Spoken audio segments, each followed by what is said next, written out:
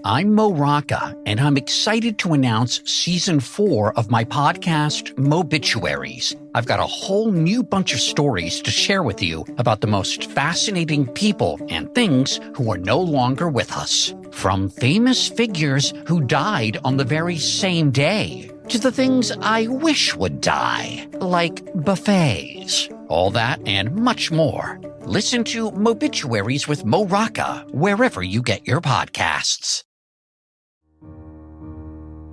Inspired by the life of the savvy and ambitious Colombian businesswoman Griselda Blanco comes a new Netflix original limited series. Griselda tells the story of a devoted mother who, with her lethal blend of charm and relentless savagery, creates one of the most powerful cartels in history. Witness Sofia Vergara's captivating transformation into the godmother of the underworld. Griselda, now streaming only on Netflix. Bernigan.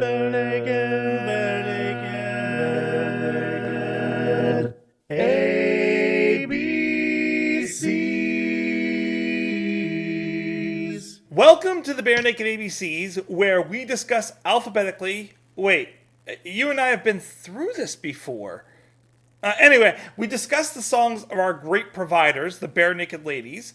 It's been a week, so it seems like it's time to do it again. Where does the time go?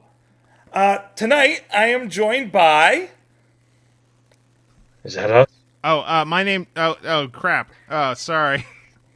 I don't know. I got so hooked up in that beautiful intro, I just forgot which one of us was me. I was going to say, he's the father, I'm the son. And Tracy's the Holy Ghost. Yeah, well, my name... I guess I'm the Holy Ghost. Yeah, well, my name's Justin Tucker. I'm Andrew Bone, yeah. Oh, no, you're not. No, guys! No, Hawthorne. As your audio narrows, so mine grows wider, and my ears are hurting, so I can't hear anything. So I'm glad to have you guys back, but I just want to let you know I never said that I like you the most. That's fair. Thanks, I guess. You could have, though. I could have. That's fair. I guess I could have done that. You're my favorite Canadians. How about that? Hey. That's nice. That's pretty good. Go with that? All right. So, tonight we are here to talk about the song Great Provider. You and I have been through this before.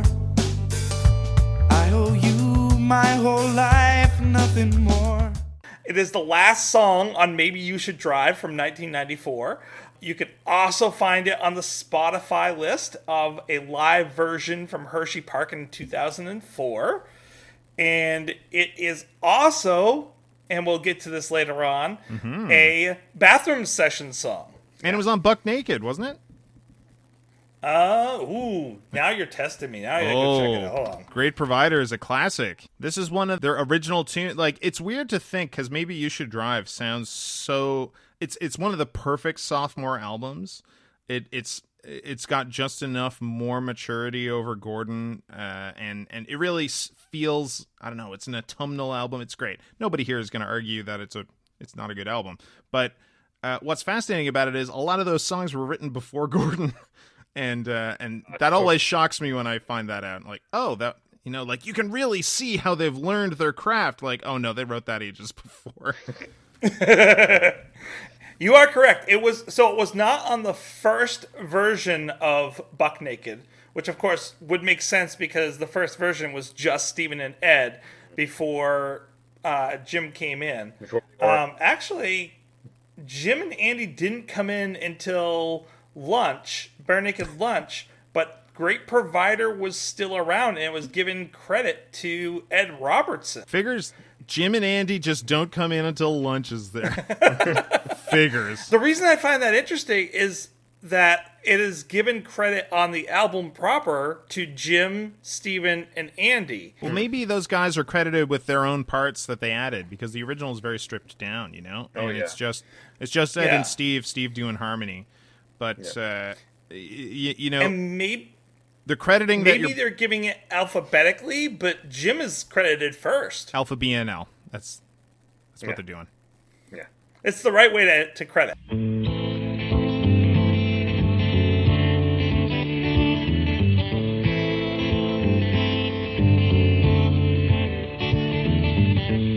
and I have been Oh, wait, I do have it in my notes. So, Great Provider was recorded first after the first Buck Naked tapes were made. So, it appears on the second through the fourth editions of Buck Naked. And then also again on Maybe You Should Drive as the formal release. And then 1994, the Jane, it's the B-side of the Jane single. And then Hits from Yesterday and the Day Before. The Buck Naked version appears as an iTunes bonus track for Hits from Yesterday and the Day Before. While they had been recorded for the second edition of Buck Naked, when they re-recorded it, Jim was given the writing credit at that point. It's very similar to, the album version, but it's a little more jaunty, I find. And it's just Ed and Steve, so it hasn't quite got that full BNL body yet. Yeah. Correct. I was going to say, whenever I go back to the Maybe You Could Drive album, I always think about how it's funny that you just mentioned that some of these songs were written before Gordon. Because every time I hear something like this, I always call it one of Ed's songs. Because it's one of those ones that's about something, but it's absolutely about nothing. But it's about something so deep that you want to find out what it's about, but then it's not really. I feel the same way about When I Fall. I mean, it sounds so melancholy and beautiful and dramatic, but it's literally about a guy on the side of a building just washing windows. Yeah, Ed is complicated that way because his songs they always feel deceptively metaphorical. Yes. And maybe they're not, maybe they're just written beautifully, but he also might have a substantially deeper meaning than you're picking up on. And maybe both. And maybe both. And that's the whole point, isn't it? Yeah. So why don't we get to the lyrics first then? Let's talk about the meaning. What do you guys think that this song means? I'm excited about this. I'm especially excited about what Justin has to say about this because doing some research into this, I was absolutely shocked because I'll go first because I'm going to have less to say. But I think, I came into this thinking exactly what you just said, Justin, that this is a very straightforward song. It's a dude growing up and moving away from his parents, didn't have a great relationship with his dad. It seems very, very straightforward. But if you Google Great Provider, or if you have any background in theology, like some of us might, then this is not the first thing that comes up. The first thing that comes up is Jesus and the loaves and the fishes as the Great Provider. And then you suddenly realize that this entire song is biblical allusion. Yeah. So... over to you, Jay. Wait, you didn't get that with the whole line of the Father, Son, and the Holy Ghost? But that's on its face, that's a single line, and you're like, okay, that's great. He's talking about his father and stuff like that. But just like Justin said, like this could be just a song that's using biblical allegory to talk about a damaged relationship with somebody and his father. It could be not about parents at all and talking about somebody perhaps losing their faith or wrestling with God, or it could be somewhere in between those things. Yep. I went with the first one first. It was kind of nail on the head, and of course, if I can jump in, I mean, even just going down to the idea of the toxic masculine, the stereotypical, gosh, how many memes can you see in one day of boomers versus millennials? I'm sticking with Gen X on that one. But yeah, no, Gen X is in the middle. We're all right. But no, just looking at the stereotypical just representation of small town kid finally leaving, and all of that. But then, my gosh, you could go from the point of view that this could be Adam talking to God in the garden, because you and I have had lots of, you and I have been through this before. Yes. I owe you my whole life, nothing more. Yeah. So if you go through the Adam side of things, is the idea that there is no Holy Ghost really yet, because that's not mentioned until the New Testament. But, no. But there's debate that the Trinity was already in place, as if he had not his own two hands in making creation. That's right, and the idea that the Creator was always referred to as the we, let us make them in our image, and the idea of the Sophia, the Spirit, which is a feminine, by the way, was on the waters and all this during creation. So I could get into that, but the point is that you could see it as an Adam allegory in the sense of the fact that, he's waiting to leave because he's being kicked out, and that's why they're not talking anymore. The idea that we, I'll keep in touch, I promise, but I got to go and do it. I got to go alone now. I turned away from the great provider because he gave me the whole garden to eat from.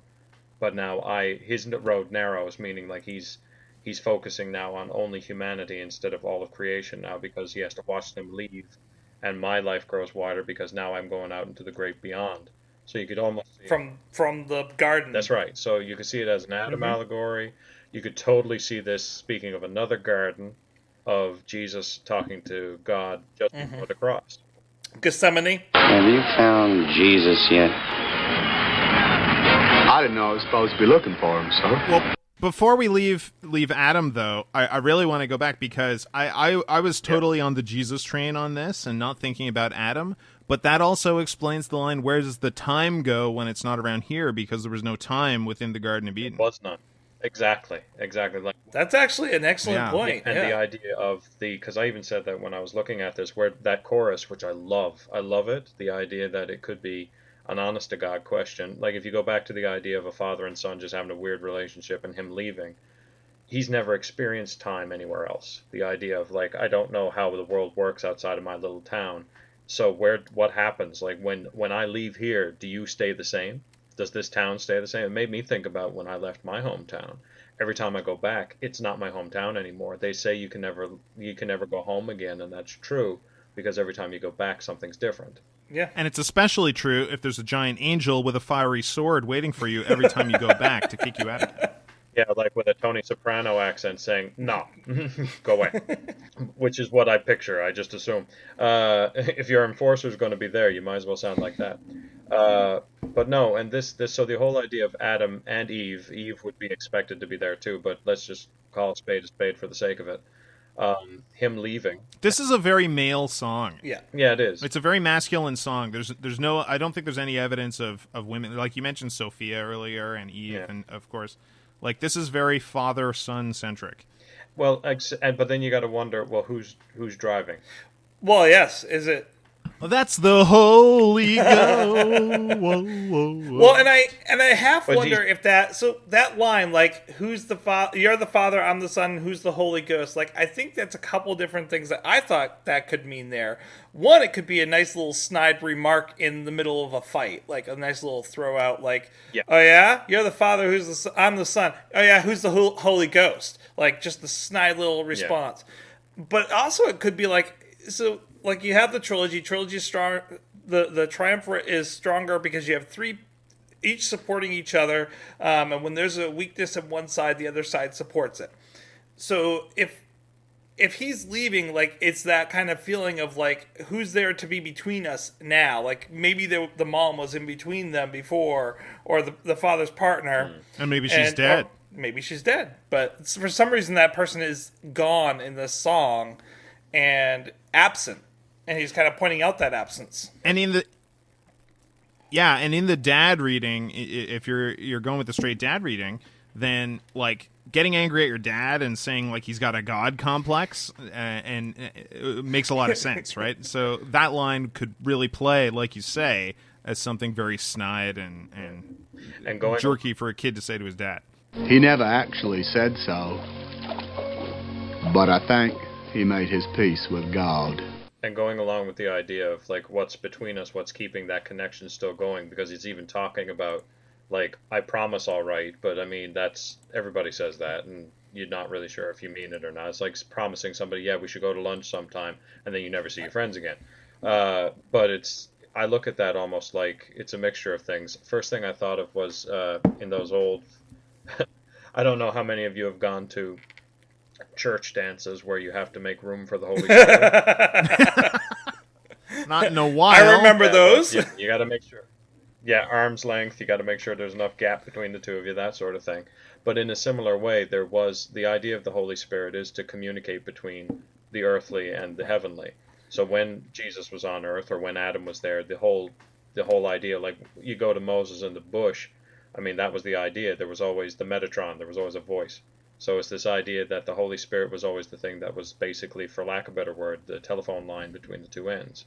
So right. if the mom was, in this case, the go-between, or if she was there before to kind of keep the peace, and she's dead, or she's gone, or whatever. Him moving out, there's no longer that buffer between the two of them, that communication between the two of them, because any communication that's going to happen, probably by phone or letter or whatever, no longer has the buffer of mom. I kind of strayed into a little bit of Jacob in the Old Testament too. That's the one who wrestles the angel. Little bit, but that's a stretch. But no, the two things I went to was the Adam one where he's being kicked out of the garden, but then to the other side of it where Jesus is literally talking to his dad in the garden, and they're having a mild argument over what's going to happen next. And the same idea, your path for me, for lack of a better word, I know that's not what the lyric says, but yours is narrowing and mine's growing wider, meaning I'm about to go and do a whole big new thing and it's about to happen. I could see that being a thing too. Well, and Great Provider point, is supposed to be the idea is like through Jesus' death, everyone's sins are then absolved and forgiven. That like everyone now comes through him. That's widening his path in a lot of ways. Yeah. Yeah. Yeah, and Great Provider as a term is originally supposed to be referring to Jesus, right? Yeah. Like the loaves and fishes to feed the 5,000. How many thousand? Well, Lots 4,000, 5,000, depends which chapter you're reading. Yeah, and that would explain lines as well, like, we pulled away, I called your name, I don't think you heard. If you're talking about Gethsemane and Jesus asking to not be crucified and wondering where his dad is and why he's forsaken him. No responses. And right on the cross. Yeah, like this is what I'm talking about with this. This is the kind of Ed song that you could just talk about forever because it means everything. Yeah. Yeah. So the first verse is really interesting too. Like if you're going with that whole snide comment, like I said that that last line of the first verse was snide, but that whole first verse is very snide. It is the end of an art. Like they are not parting on good terms. You and I have been through this before. I owe you my whole life, nothing more. I never said that I liked you the most. And then like you're the Father, I'm the Son, and who's the Holy Ghost? Like those are all very like very slamming lines, very passive aggressive type lines. And that third line leans into the idea that mom's not in the picture anymore too, because guys, I don't know, I'm just trying to be polite here, but we all love our moms, right? Yeah, Mom usually takes first place. Sure, what are you saying? Yeah. No, but that's it. Very often when it comes to relationships between kids and parents, the one who is always the one you go to first, ironically, in the sense of a great provider, is mom. But in this case, great provider is that old idea of that the dad went out, worked, and was never around. Mom took care of the kids, kind of an idea. So mom was always there, but dad provided. Right. So it's this idea that I could see that I never said I liked you the most. So there's this subtext almost you could read into it as well, that the one I did like the most is gone. Yeah. Yeah, and if, with dad as the great provider being like the 50s dad who was at work all the time while mom was the one building a relationship with you, where does the time go when it's not around here becomes very cats in the cradle, Yeah. Like you had your chance to be dad and now that's gone, so bye, I'm off to college. Right, the whole time you were gone while you weren't here, time still went by. My life occurred. Yeah. And it's also interesting, like, I think by that point in the song, by the last verse of the song, Great Provider is no longer a slam that it would have been at the very beginning. It still has that meaning of, like, you were the great provider. You were the one that went out for the family and provided, but weren't here for that reason. But there's that bittersweet, like, saying goodbye, and in some ways feeling bad that they're about saying goodbye at that point. As I leave, I turn and wave to the great provider. He's almost in some ways recognizing what he provided to that family, what role he owned for that family. Yeah. Yeah. I even looked at it from the point of view, that whole narrowing of the road. Is it that he was narrow-minded or just old? Like, just stuck in where he was. He had no choice. Because that's another suggestion of the old ways of doing things, is that dad had to find a job to raise the family because that was all he could do. Very old-fashioned way of looking at it. But then, as you were just saying, when he got aboard the car and tried to say goodbye, it was just he started to think about it. I may never see this guy again. I better, I'm grateful for where I am going. And then he's too late. Yeah. He says goodbye, but it's too late. He says his name and he doesn't know if his dad heard it. Which is another reason why I flipped over to the Adam idea, because once they're out of the garden and on their own, not a lot of conversations until Noah. Right. So it's a bit We're not talking anymore. We're not on talking terms. Yeah. So, but again, it could be just sometimes a cigar is just a cigar. Maybe it's just a guy washing windows. You know, we were talking about the credits for this, and in Buck Naked, this is basically entirely the Ed show. But by the time you get to Maybe You Should Drive, the titular drive, by the way, in this song, I assume. Yeah, right? Like, yeah, this is the drive that maybe you should be on. Yeah. And, you know, by the time it's credited here, other people have joined in. But the other song that has almost the exact same list of credits that's on Maybe You Should Drive that I feel is perhaps a thematic twin to this is These Apples, which is another Ed song with biblical allusion that isn't just necessarily about the pure relationship, that it's, you know, it's portraying a hokey relationship, but it's obviously Apple is going right back to your Garden of Eden imagery. Yep. Neat. What I was going to say before, so Ed is giving credit for this song, and you might think like Ed had this bad relationship with his dad, but like all the things that I've read, including Paul Meyer's book, you don't get that feel.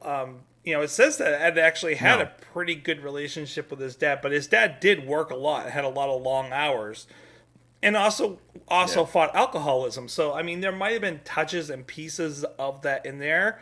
And maybe by the time Ed talked to Paul Myers about his book, like, he had resolved all those kind of issues. And so it no longer was a big deal to him. So he was like, no, I'm fine with me and my dad. We get along great. But maybe this was part of that travel to getting along great with his dad.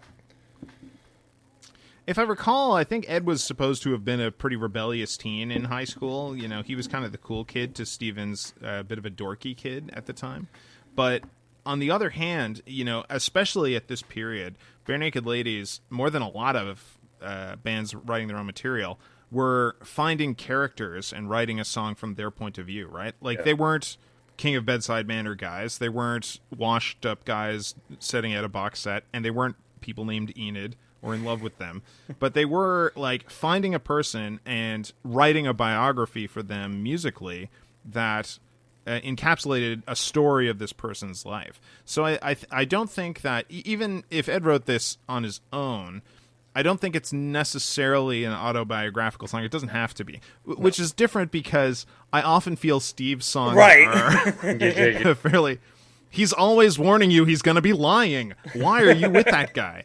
And he's always trying to warn you about it. But I feel like Ed, especially at this period, was like picking and choosing characters and like writing what is this person's story? What is going on with him or her? Like, honest to goodness, this could have been just some kid on the side of the road he drove past. Yeah. That's how I feel. Yeah, just waiting for his ride to arrive. I mean, exactly. we know that it wasn't Steve because Steve had an excellent relationship with his dad to the point that his dad like put out and made a studio in his own basement to record the tapes that they then went on selling. Like, created his own recording studio for these teens that wanted to have this career. Wow. So that takes a pretty good relationship with your kid. It'd be pretty rude if that was the great providing that they're talking about. Like, nuts to you, man. Thanks for helping us record our album. Our road's wider from here on out. Wow, you guys are jerks. Wow. Oh, wow. I don't even know where to go with that. Holy cow. Well, we said it's not that, so we're okay. Oh. I'm not saying it is. I really like your take on Adam, though, because it really does make a lot more sense with the chorus. Well, I love the fact that Andrew tied it into These Apples. I completely forgot about that. It's almost like a book ending in that case. So I think, heck, let's go down that road. I think that, we have agreed that that's what it's about. Good. Okay.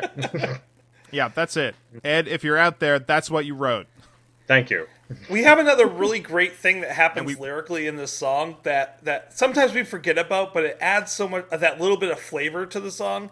And it's in the chorus, which is very simple. It's one line. Where does the time go when it's not around here? We have the call and answer in the background of I Don't Know being sung by Steven. Where does the time go when it's not around here? But it's very faint. And if you listen to it, like, oh, wow, that's kind of neat. You have that call and answer. So do you think that Steve is embodying the dad's or the gods or the whoever's point of view on that, or is it just kind of a lyrical I thing? don't know.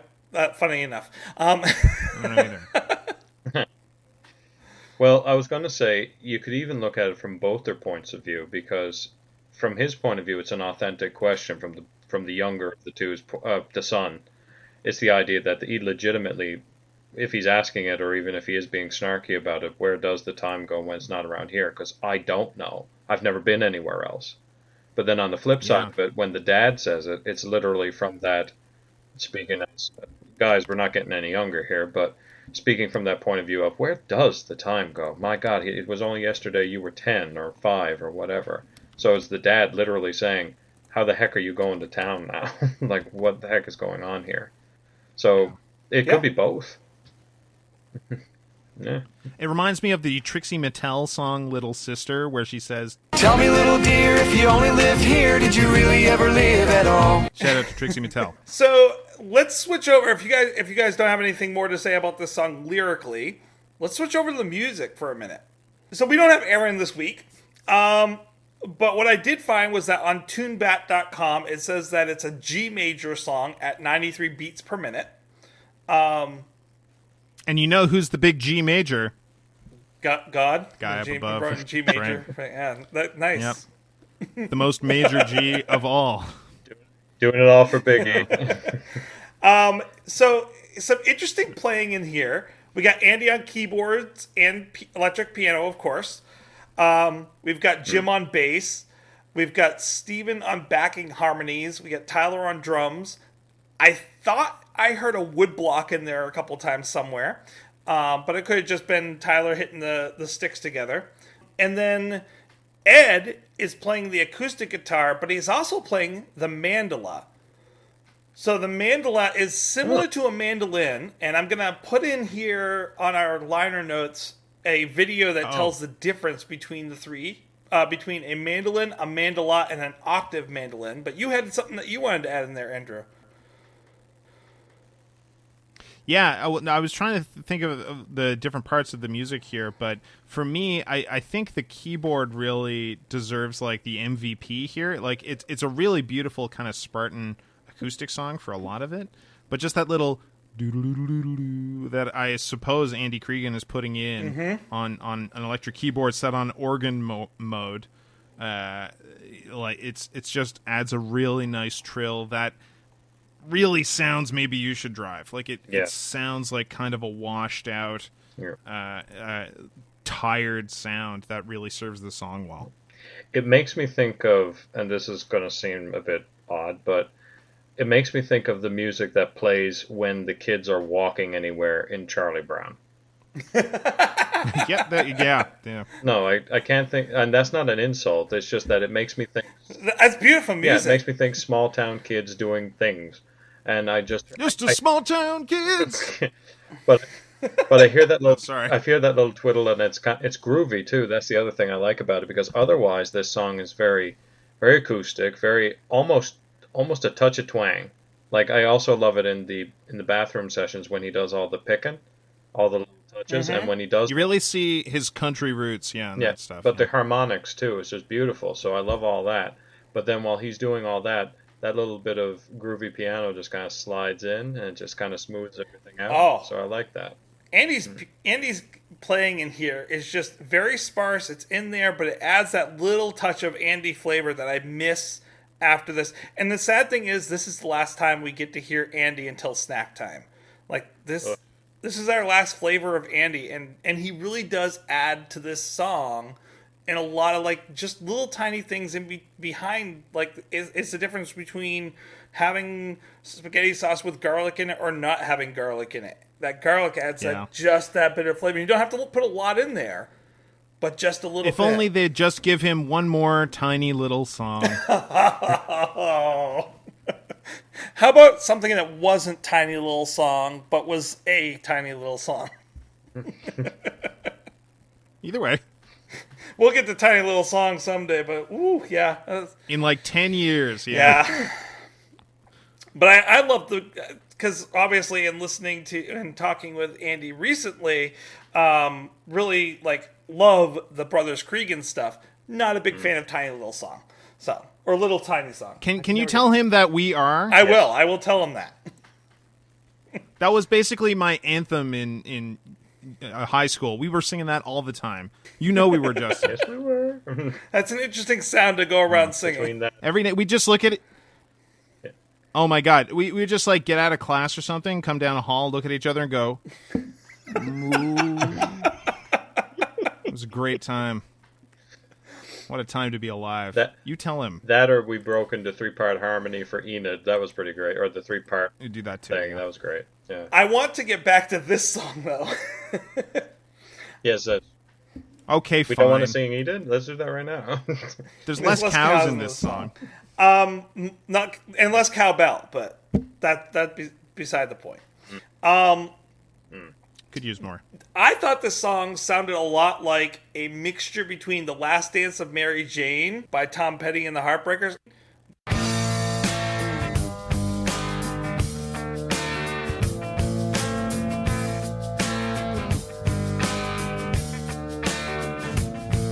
And also Sonny Came Home from Sean Colvin.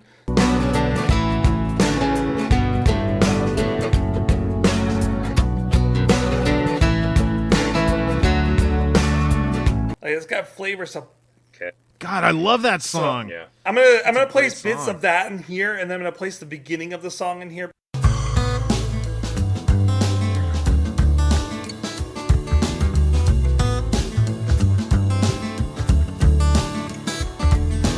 Because I could, like, listening to it this week, I was getting pieces and parts of both. I think part of it is the bass that I'm hearing, and part of it is that acoustic guitar that I'm hearing, and the blend of them matches so well. Yeah. Sean Colvin's A Few Small Repairs was a really great era of music. Yeah. I'll die on that hill. That's not. You don't have to die on that hill. I think we all agree with you on that one. I didn't really want to die on the hill. I was bluffing. You were wounded, but we pulled you down the hill slowly. That's fine. That's more than enough. It's interesting. There's a jazzy breakdown in the middle of this song, like just right smack in that dab in the middle. They just kind of like, all right, let's just kind of riff for a little bit, which they don't do in a lot of their songs. But for some reason, it is in here. It's not in the bathroom sessions, but it's definitely in there for the studio recording.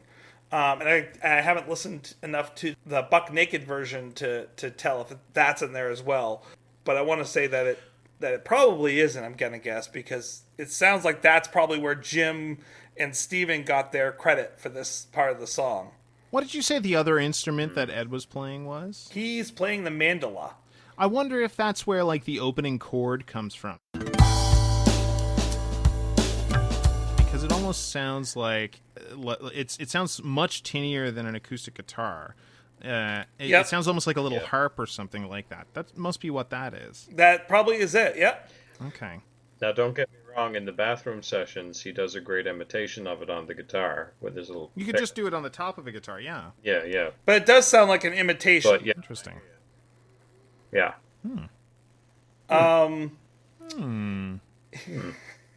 The other thing I really like about this is you get the cymbals that lead into that next verse. It's very sparse. It's just kind of like, psh, and then they go into that next verse. Yeah. That's something they don't use a lot throughout their songs, and it's kind of cool. It's just a dash of Tyler for you. Yeah. You want How about one of have some garlic? Here's a bit of salt. yeah.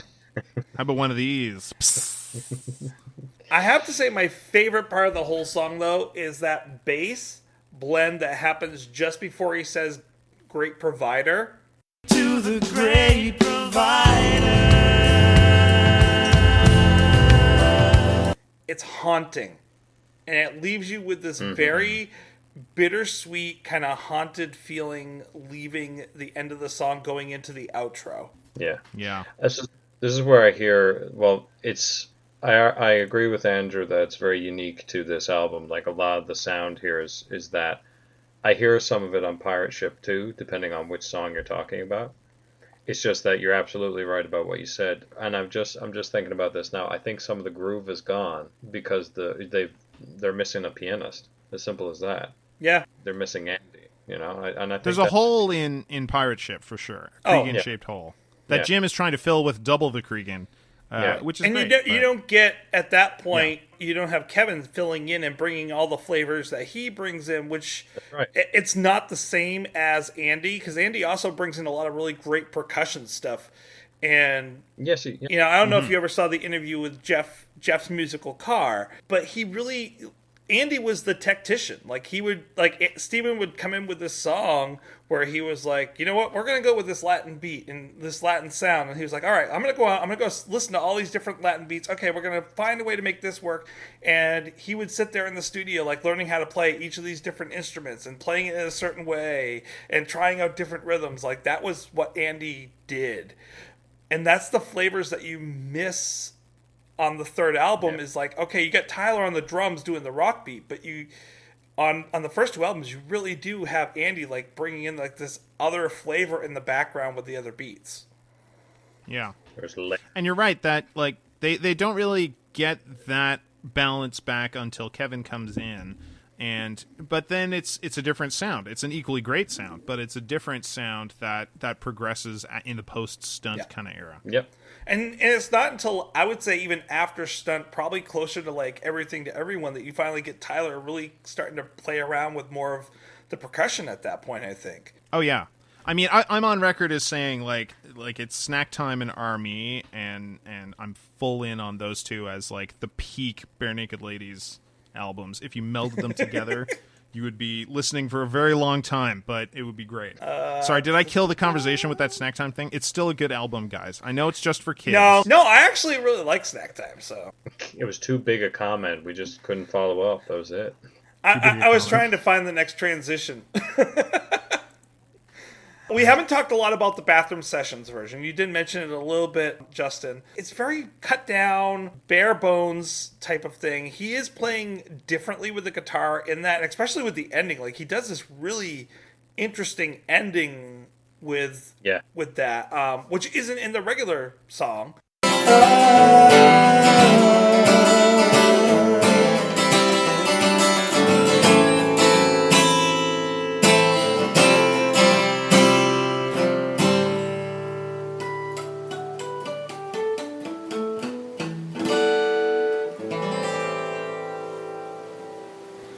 I tried to pull it apart to listen like through all the other instrumentality that's in there, and it's not in the background. So it's interesting that he's got this different way of ending the song, which I actually kind of wish he had blended in with all the other stuff. But I really missed the keys.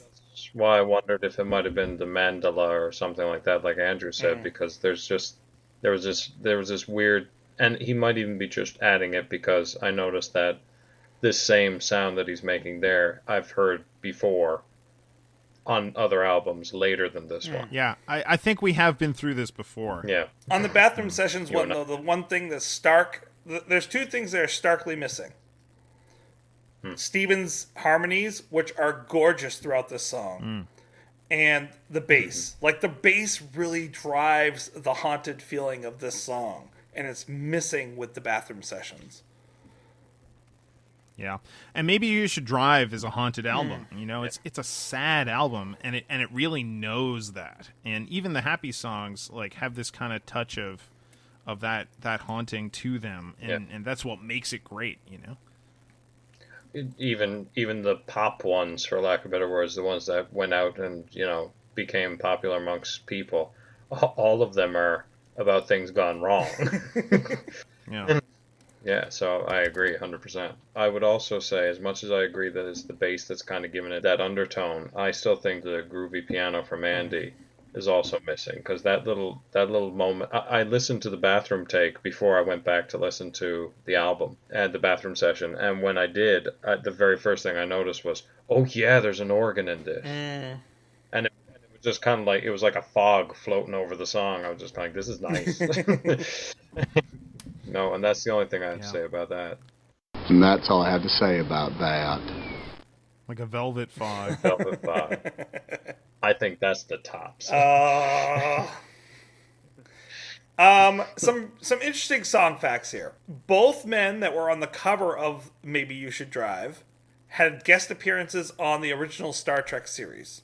Yeah, and the only reason I knew that is because when Maybe You Should Drive came out, that was one of their first enhanced CDs, and it had that like pre-internet interactive website looking thing where you could click on stuff, and one of the things was Ed gleefully saying the guy one of the guys from Undercover was in Star Trek, but they never explained where he was. Do you know where he was in Star Trek? I don't know, and nor can I find their names, because I tried to look it up this week. I was like, all right, I want to find the episodes, I want to see the characters, and I can't anywhere find the names of who these people were. They've buried it really well. They're probably in one. What if one of them was the Gorn? Oh man, that'd be great. I think I recognize the guy who's standing. I don't remember. No. I can't tell, because, I mean, you are talking at that point, 20 years have gone by. So, actually more, probably closer to 30. Yeah. So. But when all those Klingons came back on Deep Space Nine that time, by the way, we're talking about Star Trek. You have a Star Trek podcast now. When all those Klingons came back on Deep Space Nine, only they were in modern Klingon makeup instead of classic, but they were the original Klingons, Kor, Kang, and Kolos, I think. When they came back, they totally looked exactly the same, even though they were in very heavy makeup. So I think it's possible we could have recognized these guys. Gorn. Well, now you have to go back, re-look, and see if you can spot them. All right. You're giving me an excuse to watch original series Star Trek. Challenge accepted. Yes, I am. All right, cool. That's great. I'll back it. And then you have to give us the names once you figure out who it is. Deep down. I'll give you names. I'm not a traitor. My name's Forrest Gump. People call me Forrest Gump. Whatever, Senator McCarthy. You can keep your lists. So this song has been played 72 times in concert. First time it was ever played was March 3rd, 1993. So once again, before this album came out, they were playing it in concert. But after Gordon. It was, yes, after Gordon. Yeah. Yeah.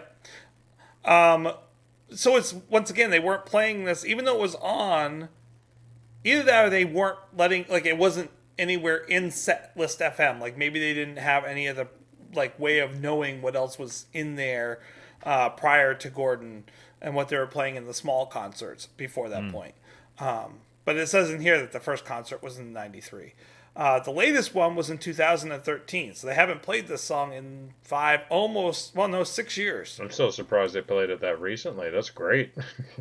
It's odd though because it's a fully Ed song, and so the Steve Exodus, the turning of the page, wouldn't have any particular impact on this song in terms of his performance, except for a very small part. Yeah. Turning of the page. Thank you. Yeah, you can use that one if you want. But I think that the song is not the same without Steven's voice. Like, Kevin tries a lot of songs where Steven's providing harmonies to fill that spot, but Kevin's voice is not the same as Steven's. Are you saying he's not as great a provider? Of harmonies? I actually wondered, does Tyler provide a lot of harmony as well from time to time now that they are the way that they are? I've always wondered. No, it's usually Kevin and Jim in concert when they're doing the harmony. Tyler does a lot more of the, like, I'm going to get up there and be bombastic and silly and still do a really good job on this song, but it's... The devil, you say? He's going to be silly? It's the part we love from him. Yes. I have our two last notes about this. One, I love how the song starts on a single note of the keys, the bass, and the drum, all just boom. Yeah.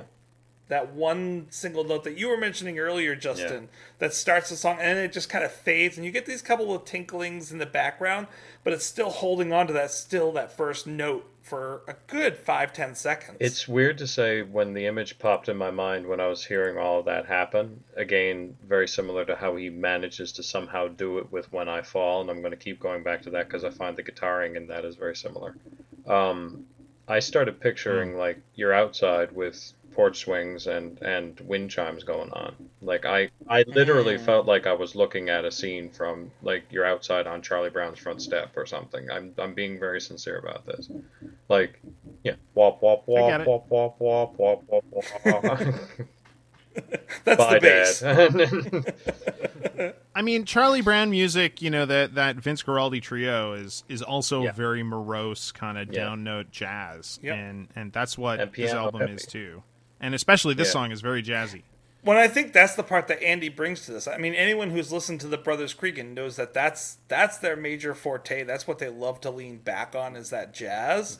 And you listen to the original, and it's not jazzy. It's kind of country. And when Ed plays it in the bathroom sessions, it's also very country, rock kind of blend, but not jazz. That I think is all Andy bringing that in. Not Andy, sorry, Jim. But I think also Andy. Andy doesn't get credit, but like I think Andy and Jim. I think Tyler too do a lot of that. Tyler's percussion, especially at the beginning there, after that initial like plink, with that note holding on, you can really hear that. Like he's really bringing it through in a nightclubby sound that you can see on a jazz album. Which is odd for him because usually he doesn't do jazzy. He usually is he's very focused on rock. Forceful. Yeah, and forceful. Yeah. I don't know if I'll end up asking Andy about that because I don't want to make him feel uncomfortable, but he's said many times that the band didn't go in the direction he wanted. He wanted to kind of go in the direction of Brothers Cregan. And the difference really, and he didn't get to explore the percussion the way that he had wanted to. Reading between the lines, I get the feeling that is pretty much him kind of saying, and in books is kind of said in Paul Meyer's book, like he was kind of tamped down once Tyler came into the group. You know, he was the percussionist Makes beforehand, and then Tyler came in with this big bombastic rock kind of direction. And I'm sure that he felt pulled back away from the jazzy type of sound that he tends to want to provide. Yeah, well, with all the squeaky greasing of the inside of a bongo drum, exactly. I can see that. Yeah. Which is sad, because that's the part I love that he added in. I mean, it's the part of Guster that I love listening to. It's the part I liked in early B&L, so I do miss that. But jokes aside, yeah. And it's the problem with collaboration too. Like that's why Steve said that he was leaving as well. It's that, you know, it wasn't going in the direction that he would have liked, but it's a collaboration, so he felt that it wasn't his place to just push it the direction he would have liked. So he figured the best thing would be to go. But what's too bad about that is that you've got all these guys, and I get that totally, but you've got all these guys with all these really brilliant ideas for where they want it to go. You know, in an ideal world, it would have been cool to say, okay, this album we're going in Steve's direction, and then next album let's bring it back and let's see what Andy's got. If he's got an idea, let's do that for a couple of songs, you know? And it's too bad that didn't work. Or even like, we're going to each bring in this much into each. So we're going to have 4 of your kind of song on this album. We're going to have 4 of your kind of song on this album. We're going to have 4. We're going to blend them in. We're going to have mixes. Like, that's what it would have sounded really great. Yeah. It would have been really cool. I think that's kind of what happened. I think that's kind of what happened with Pirate Ship, personally, because you had those smatterings of bits and pieces all across. Because you had an obvious Steve song and an obvious Ed song, and then a Jim song out of bleeding nowhere. Yeah, Jim is carrying, like, he's punching way above his class on Pirate Ship, which is a great part of that album, you know? Yeah, and that's why I think that's their... If nothing else, I know they've had more than this, but it was their first experimental album where they started throwing things at the wall and just seeing what else can we do, which is unfortunate that they started doing that when Andy left. So there it is. And because of Andy leaving, really. No, I agree. Yeah, maybe. Right. Yeah. Right. Well, and that was also when Steve was kind of experimenting with medications, so he was kind of trying to get through his stuff. Ed was also dealing with his stuff at the time. That he had a lot of personal stuff that was going down for him at that time. So both Ed and I think Ed was exhausted from the last tour, so Ed was taking more of a backseat and resting. Steven was kind of dealing with his depression and medications and deciding how that was all going to go. He was having his war on drugs. And then Jim's like, all right, well, I guess I'm going to be the one that kind of pushes this, and I'm missing my brother, so I'm going to fill that void. Yeah. Wow. Now I'm sad. Heavy. There's one other thing I really love about the song, and it's what they do really well is they make their songs very programmatic at times. And this is an example of it. When the car is leaving after he said his final goodbye, the song fades out eventually. And it's like the car driving down the road, slowly losing sight of Dad. It's a very tonally picture-making song. That's what I like about it so much. I mean, I'm sincere when I say what I said. I mean, you can just picture the whole scene happening to the music of this song. It's beautiful. Mm-hmm. They're painting a scene. They really are. All right, guys. So I'm turning to you to see if you have any last words. My last word is that there was a lot more to this song than I thought. Like, I really wanted to be on this episode because this is such an incredible song. But when, like, I did, not even when I got deep into this song, when I did a modicum of paying attention to this song, suddenly it exploded with all of this richness. So just kudos to the folks that put it together. You can tell why this is such a classic album here. Yeah. The only thing I would add is I went into this song forgetting it was there. I'm just going to be honest. Not because it was a bad song, but I had to go back and find the album and just kind of like actually get my CD out and actually play it.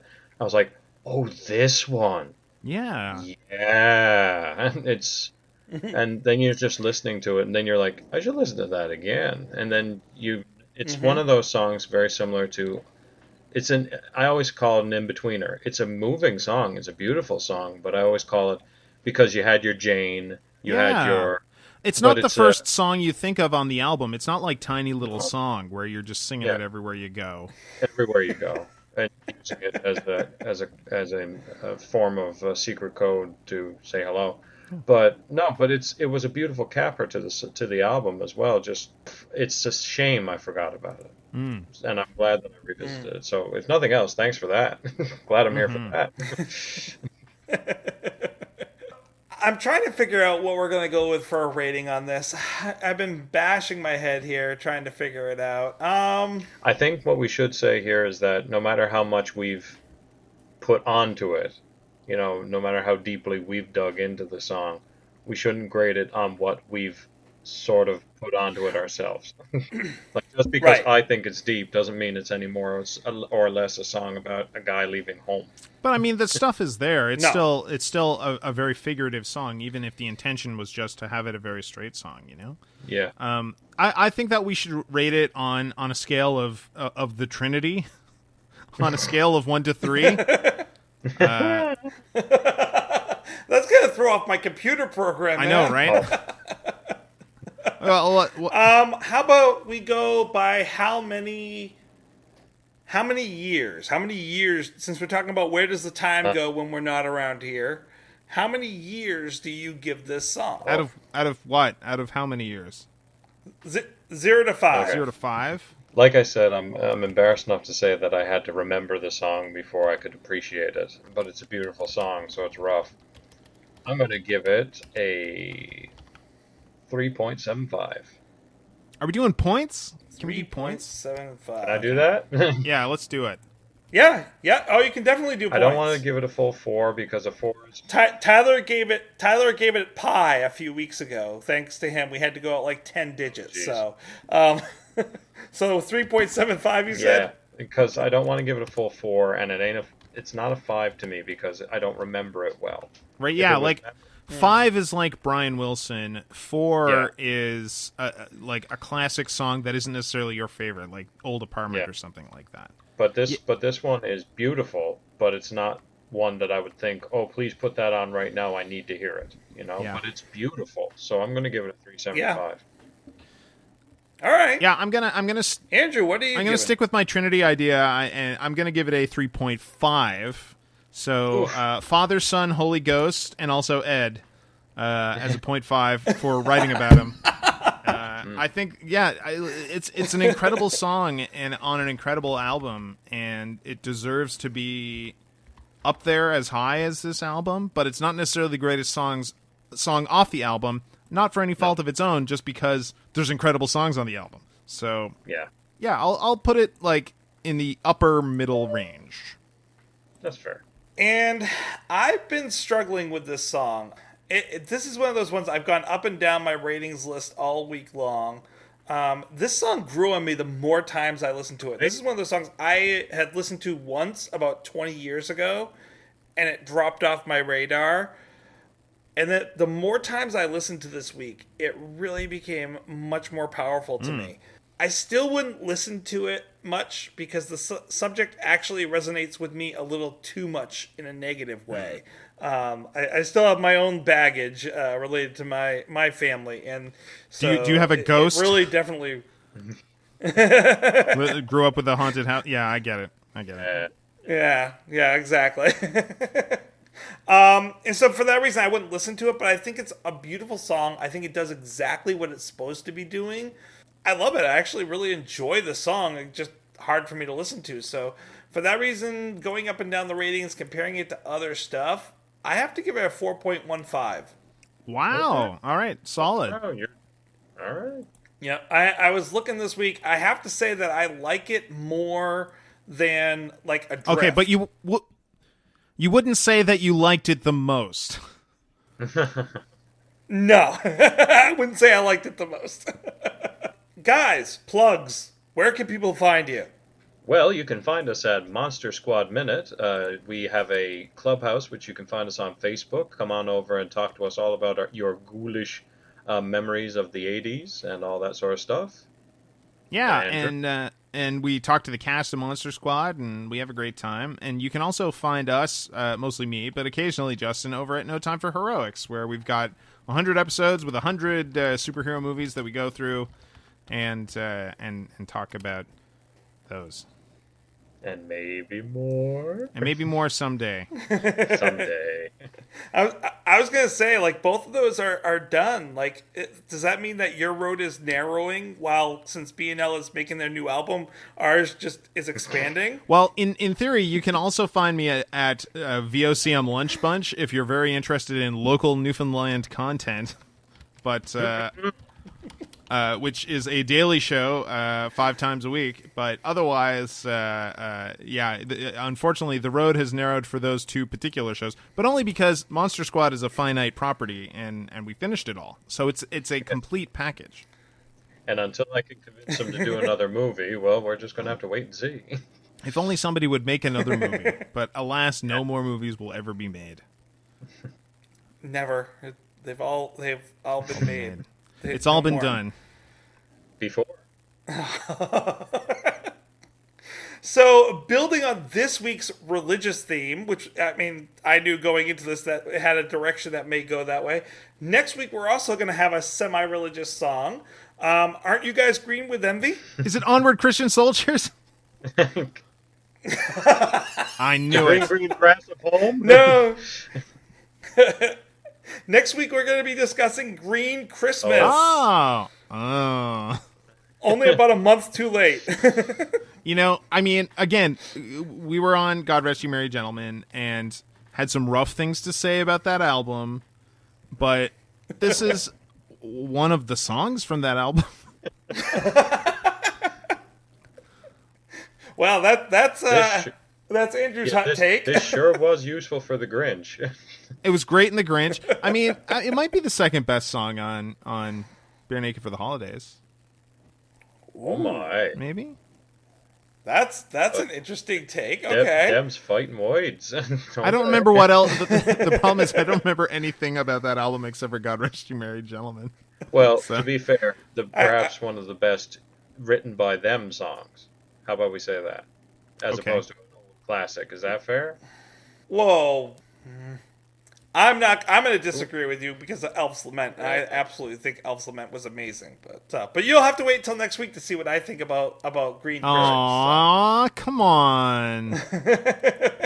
Come on. So thank you guys. We'll be your friend. You're not already? Oh, shoot. Oh, harsh. Quick, get in the car. Tracy, since you're the only actual host of the show here, I should tell you, we like you the most. Yeah. Oh, you do? Okay, I was just going to ask, are you going to say that you don't like me? We do like you the most. But if anybody asks, we never said that. Okay. I don't know if anyone's going to ask that, considering Aaron and Michelle haven't been back for a while. So I do want to say thank you guys for coming on. I appreciate it. I love having guests on. Otherwise, it would just be me speaking to myself, which would be very boring. It's great to have you. And you guys are always great with your opinions. And you always bring a lot of insight. So thank you so much. Thanks. We'll come on anytime. Except Thursdays. Thanks for having us. It's Thursday. Yes. Join us anytime. next week for Green Christmas and have a great week. Bye. Bye. Thanks, that was fun. Don't forget, no regrets, except maybe one. All right, I'm going to unplug this so we can all hear it.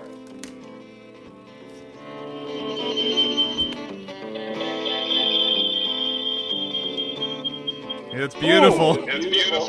Hold on. Let me do this. Because we're getting horrible feedback here. It's a classic. Oh, God. I love this song. I'm going to send you guys the link and we can each listen to it on our ends. Mighty. I should have seen that coming. Oh, wait. Feedback is a thing? To celebrate joining Pantheon Podcasts, Rock Camp, the podcast, the official podcast of Rock and Roll Fantasy Camp, is giving away a guitar signed by Mike Portnoy of Dream Theater, Marty Friedman, formerly of Megadeth, and legendary shredder Zakk Wylde, plus our rockstar counselors like Vinny Appice, Monty Pittman, and more. To enter to win, simply follow, rate, and review our podcast on your preferred platform, and that's all you have to do. For more information, go to rockcamp.com/podcast.